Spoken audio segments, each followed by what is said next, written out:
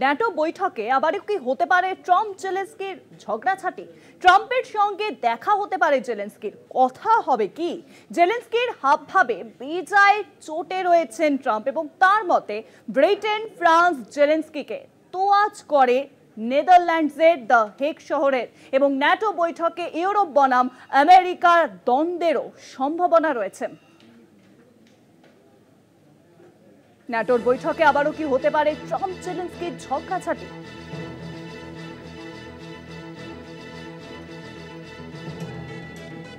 ট্রাম্পের সঙ্গে দেখা হতে পারে জেলেনস্কির, কথা হবে কি?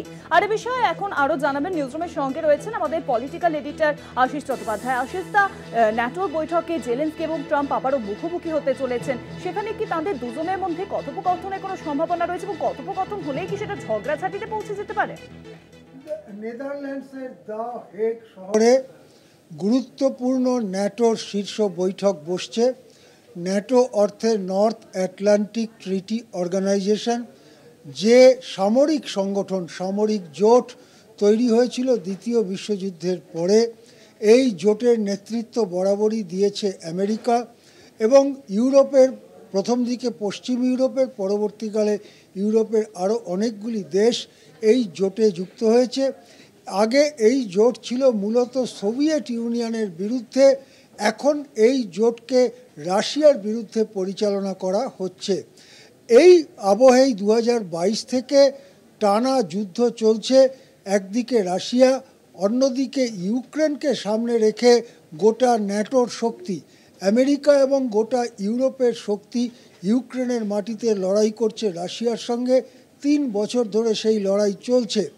এই জন্যেই জেলেনস্কি, যে ন্যাটোর সদস্য নয় যে দেশ, সেই দেশের যে প্রেসিডেন্ট, তাকে ডাকা হয়েছে যে আপনি এই বৈঠকে আমন্ত্রিত হিসেবে উপস্থিত থাকুন। এখন বৈঠকে ট্রাম্প যাচ্ছেন এবং জেলেনস্কি চাইছেন ট্রাম্পের সঙ্গে একটা মিটিং। সম্ভবত ট্রাম্পের সঙ্গে একটা মিটিংও হতে পারে, কিন্তু সেই মিটিংয়ে জেলেনস্কি যা চাইবেন সেটাতেই কি রাজি হবেন ট্রাম্প? মোটেই মনে হয় না।